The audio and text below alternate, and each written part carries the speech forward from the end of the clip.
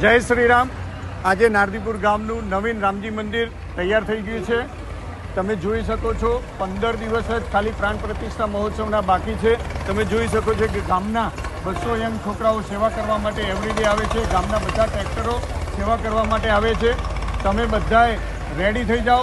પ્રાણ પ્રતિષ્ઠા મહોત્સવ 24 થી 28 ડિસેમ્બર 2024 થવા જઈ રહ્યો છે। મહાયજ્ઞ જવા થઈ રહ્યા છે।